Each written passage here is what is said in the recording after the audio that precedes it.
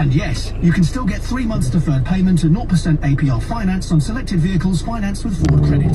What more do you want? A tap dance? Visit Ford.co.uk and save even more. Exclusions and deposit restrictions apply. Combined promotions available until 30th of November 2020 at participating dealers. Pre-post Ford Credit. I know it's here somewhere. I just had the tab open. But which one? There's a million. Oh, not that one, not that one. Where are you, you shiny little phone? Oh, I know, search history. Oh, get rid of that. And that. Delete.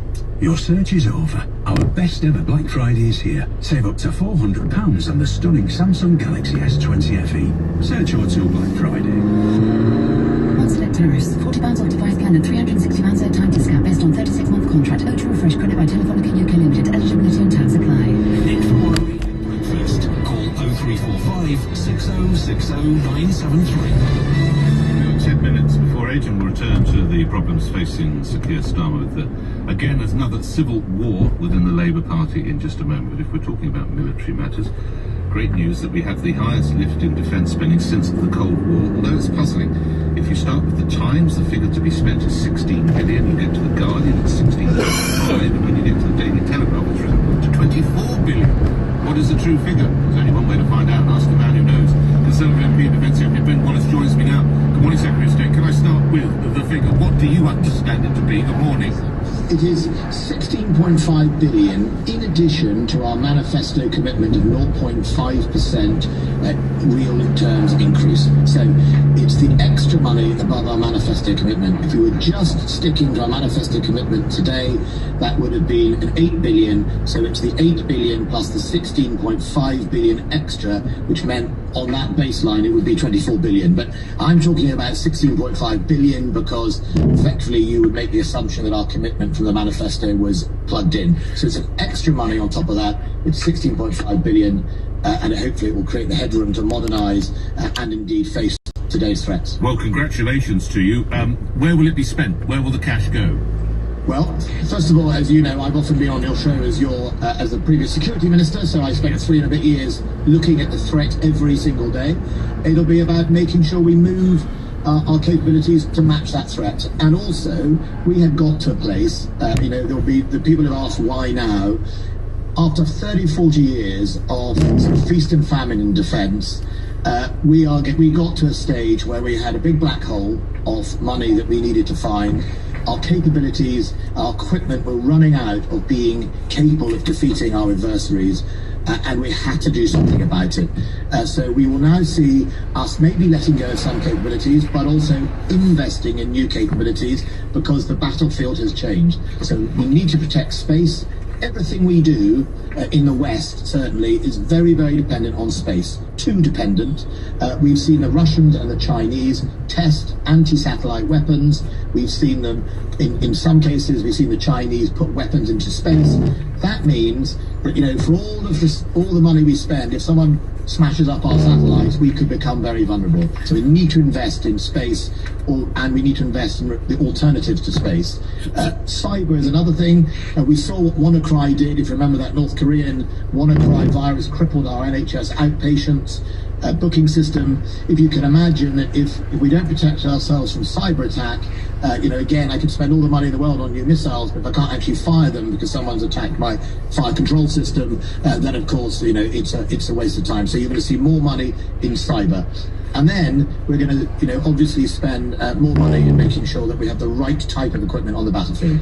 I mean, all this is very exciting, but back here on Earth, my listeners might be a little worried. We're 5 years behind on HS2. We're 3 years behind on getting a railway from one side of London to go to the other.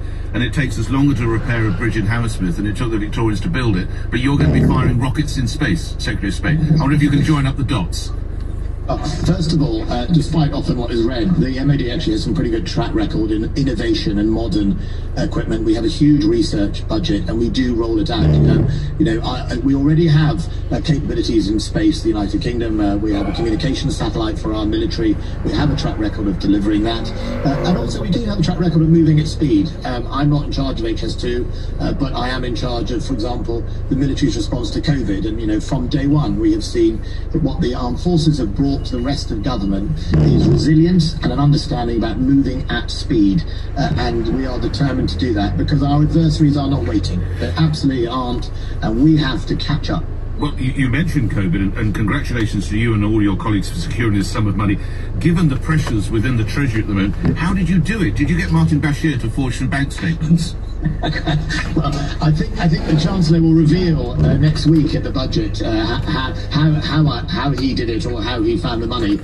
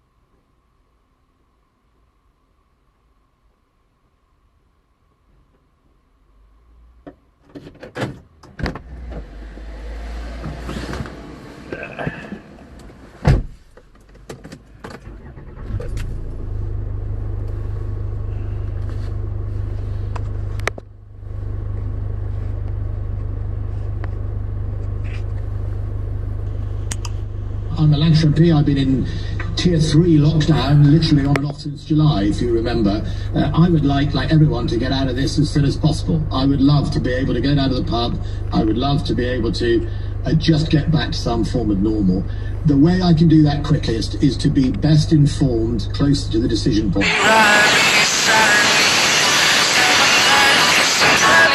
The decision point will be towards the 2nd of December, not in the middle of November, and then we can be more certain about what we're going to do. Of course, we'll all want to do things like be together for Christmas and New Year, etc., but also we want to make sure that we protect our elderly relatives who are going to be there at Christmas time if we do mix. We want to make sure that, a stitch in 9 saves time, as they say. So I don't think I'm going to speculate, just simply because I can have to come back on this programme and say, actually, I've got that wrong, we'll do it again sometime toward December. But I note the report that Rishi Sunak, Alok Sharma, Liz Truss, Priti Patel... So I think I'll be guided by the science. I went to Liverpool on Monday to see the over 2,000 men and women of the armed forces who are delivering mass testing. That's having a great effect. I worked side by side with the Labour Mayor Joe Anderson to deliver that partnership. We're both dead set on getting that through. Right. And I think if we start reversing the figures, then we all can look forward to a better Christmas. And lastly, on the subject of Christmas, are you concerned when it emerges that scientists advising the government on the first lockdown relied on Wikipedia to model their forecasts, and that effectively closed down a country and an economy using Wikipedia, Secretary of State? Well, if that's true, I would be concerned, but I'm sure there are lots of other factors about the advice. Mainly, I have a chief scientific advisor in this department. She's brilliant, Dame Angela McLean. The advice we were getting from her and from others was actually first rate. I'd actually even looked at Wikipedia, but I certainly would say that the reality was we had to make sure the flow into hospital, which was one of the most key pinch points, was manageable, and at the same time we were learning as we went. If you remember in March, Yeah, but you wouldn't run the MOD with a game of battleships, would you? No, was it maybe Escape from Colditz? Maybe you would. All right, Defence Secretary, thank you. Congratulations to you again, you and your colleagues, for securing that amount of cash. Defence Secretary Ben Wallace joining us here on LBC Weather Minute. The time is 1 minute after 8. News is next. On your radio, on Global Player, and Play LBC. leading Britain's conversation. This is LBC. From Global's newsroom at 7 o'clock, there's been a further development in the push for a coronavirus vaccine. The University of Oxford says the one it's developing appears to trigger a strong immune response in older adults. The research raises hopes that the vaccine can protect age groups most at risk of illness or death from COVID-19. Danny Altman, a professor of immunology at Imperial College London, says it's extremely positive news. The vaccines really do seem to work very, very well in older people. The levels, certainly, that the Oxford group was showing for the things you need, the neutralizing antibody levels and the T-cell levels, were absolutely superb and very, very high. Oxford's expected to release data on the effectiveness of its vaccine in the coming weeks. UK authorities have already placed orders for 100 million doses. Boris Johnson's to announce what's been billed as the biggest programme of investment in Britain's military since the end of the Cold War. The Prime Minister is promising an extra £16.5 billion over the next 4 years. It will include the creation of an agency dedicated to artificial intelligence and a space command which will aim to launch a rocket by 2022. Business leaders are demanding clarity over what coronavirus restrictions will be in place in England when the current national lockdown ends. The British Chambers of Commerce is urging the government to provide firms with at least 1 week's notice. Hannah Essex from the BCC says businesses just need to know what to prepare for after the 2nd of December. There's been some talk about returning to the tiers, some talk of the tiers changing, and all of that makes for a very confusing picture for businesses. They just want to know, what should I be planning for? What stock should I be ordering in? Which staff should I be preparing to bring back from furlough? And until they have a clear plan from the government, it makes it very hard for them to make those critical decisions. The Duke of Cambridge has tentatively welcomed an investigation into the 1995 Panorama interview with his mother. The BBC has appointed a senior judge to look into the steps the broadcaster and reporter Martin Bashir took to secure access to Princess Diana. Prince William says it's a step in the right direction and should help to establish the truth. The government's expected to announce which sports will benefit from a coronavirus rescue package. Events are currently taking place behind closed doors due to the pandemic. It's thought elite football, along with cricket, will miss out on support, but rugby and horse racing are expected to receive financial assistance.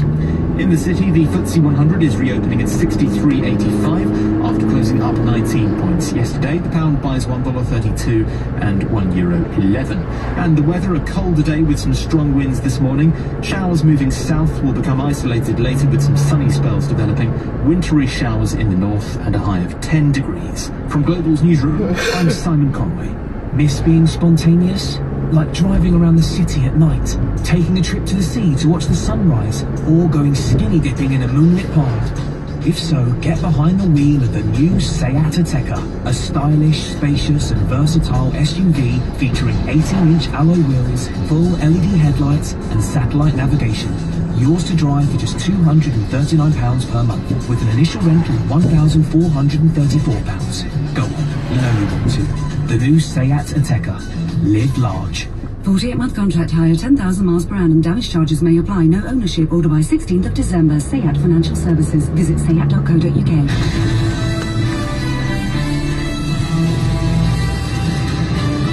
This is LBC from Global, leading Britain's conversation with Nick Ferrari at breakfast. Morning, it's 5 minutes after 8 on Thursday, the 19th of November. Coming up in this hour, the Christmas Grinch. For every day we enjoy with our families or family over Christmas, we pay back 5 in January. But some of the modelling previously from Sage was based on Wikipedia. We'll give you more details on that. A breakthrough in a case that dates back nearly 50 years. 46 years on from the Birmingham pub bombings, and an arrest has been made. I'm Kate Bulldog, LBC's reporter in Birmingham city centre with the latest. We'll come back and allow you to give your views on the £16.5 billion additional amount of spending Ministry of Defence. Again, hearing on the news bulletin, we'll be firing rockets, I think, sometime next year, but we can't even get the trains to run on time across London. It seems strange to me. And we'll also return to the Jeremy Corbyn story and see how the news is going down at a bagel shop in North London. Keir Starmer refuses to hand the whip back to Jeremy Corbyn. MLBC's Rachel Venables getting reaction in a kosher deli in North London. Nick Ferrari at breakfast. Call 0345 60 60 973. Text 84850. Nick Ferrari at breakfast on LBC. Christmas joy, but then, unfortunately, January letdown. Doctors raising hopes that we could spend Christmas together with loved ones, but warning, effectively we pay back 5 days, so it's really a month more in lockdown to pay for the relaxation of restrictions. This, as it is revealed, that some experts use Sage for the modelling for the first lockdown. More details on that aspect after a full report from LBC's political editor Theo Usher. Theo. Christmas is back on. 4 households will be allowed to mix for 5 days between Christmas Eve and December the 28th, a move the government will hope brings joy to millions of families who've missed out on seeing loved ones this year. But Public Health England, she was in front of journalists yesterday. For every day the rules are relaxed over the festive period, her initial response was that there will be 2 days of much tighter lockdown restrictions. So I think it is, and I think the other thing I would say is that some of the Sage advice previously suggested that for every day that we release, we'll need 2 days of tighter restrictions.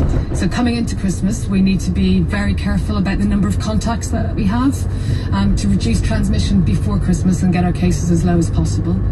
But to compound the situation, Nick, Public Health England then followed that up with a statement by insisting that if households are allowed to mix for 5 days, that will mean another 5 days for each of those days, effectively writing off January with a 25-day lockdown.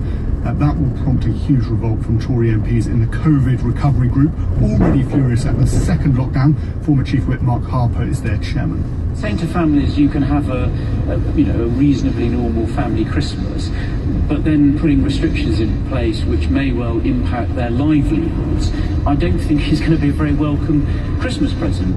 The revolt from Tory MPs over a possible third lockdown comes as it has emerged that the Committee of Scientists, which advises the Prime Minister, SAGE, based some of its reports to justify the first lockdown back in the spring on data and entries into Wikipedia. Defence Secretary Ben Wallace was on your programme just before the top of the hour, and he said he would be worried if the advice received by ministers was based on the online encyclopedia. But if that's true, I would be concerned, but I'm sure there were lots of other factors about the advice. Mainly, I have a chief scientific advisor in this department. She's brilliant, Dame Angela McLean.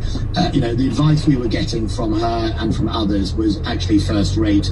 I'd actually even looked at Wikipedia, but I certainly would say that the reality was we had to make sure the flow into hospital, which was one of the most key pinch points, was manageable, and at the same time we were learning as we went. If you remember, in March, Yeah, but you wouldn't run the MOD with a game of battleships, would you? No, I wouldn't. Maybe Escape from Colditz. Ben Wallace speaking with me within the last 10-15 minutes or so. Now, and concluding the Oshawa's report. Now, that comes from a documentary to be shown on BBC Two, Lockdown 1.0 - Following the Science, ?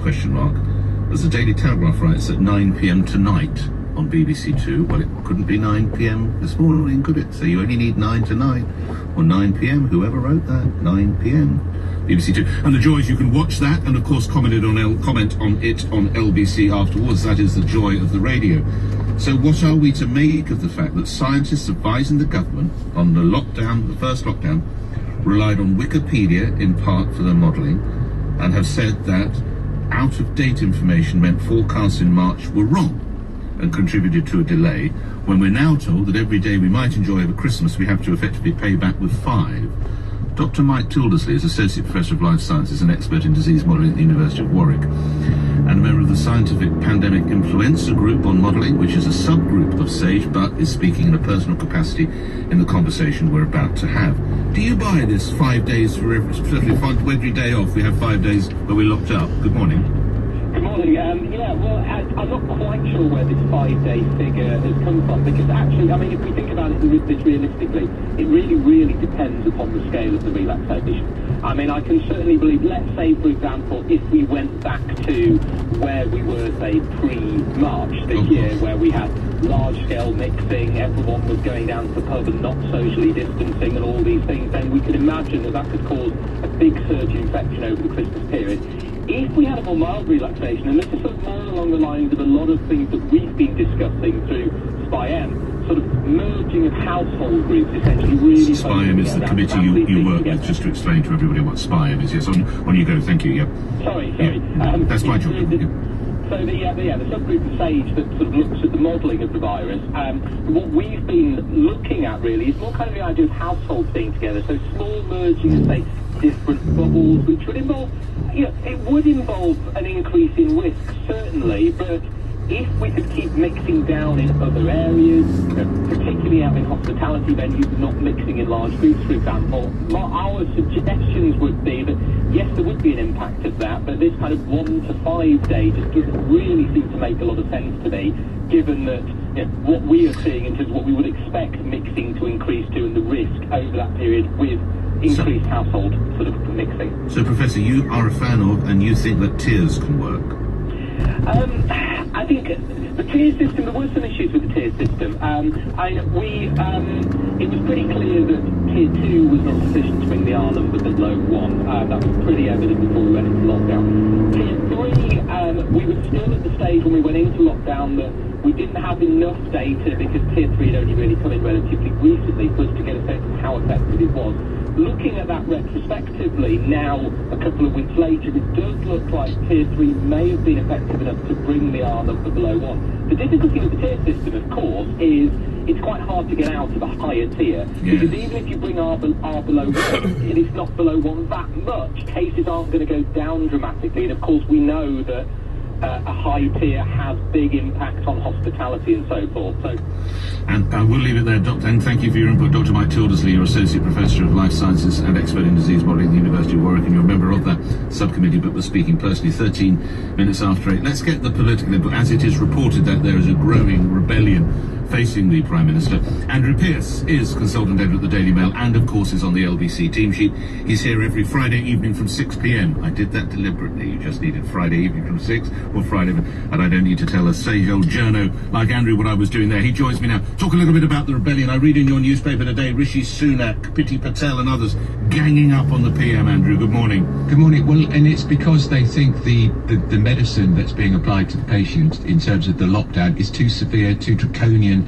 We know the Chancellor of the Exchequer next week is going to make a financial statement which will be the bleakest since the Second World War. And it took us until 2006 to pay off our war debt, Nick. I think it will take a lot longer to pay off the COVID debt, although, of course, interest rates are very low. There's huge pressure on the Prime Minister to get us out of this lockdown as soon as possible. And I agree with your professor there. We should have persevered with the tier system. Yes. We didn't give it enough time to see if it was working. And I still say, why do we need a one-size-fits-all solution for the entire country when there are large tracts of the country which have a very low infection rate, and that's been the case from the beginning, and yet their businesses have been shut down, old people being told to stay at home, families not able to visit each other. It's just going on too long. What are you and your senior colleagues at the Daily Mail picking up from the Mail readers about whether they're ready to buy into, they can have 4 or 5 days off over Christmas and pay back 25 days? Look, we've been campaigning on this very hard for a long time. We want people to be able to go and see their mums and dads or aunts and uncles in care homes, to be able to touch them, to embrace them, to speak to them, because it's a miserable existence for them. And Nick, let's just think about this Public Health England projection yesterday, which went from you might have to isolate, we might have to lock down for 2 days, and then they changed it to 5 days. This is Public Health England who provided that information to Professor Gloomy and Professor which led to the national lockdown. The projection, based on modelling, which we never see, was that we could have up to 4,000 deaths a day. We discovered afterwards the information was out of date and the figure is closer to 1,000. So where do they find these wretched scientists? Well, and also they're using Wikipedia. Well, that's shameful. I tell every young journalist, never use Wikipedia as a reference point, and 2 very good reasons why. Our very good friend Nick, Amanda Patel, a fellow columnist at my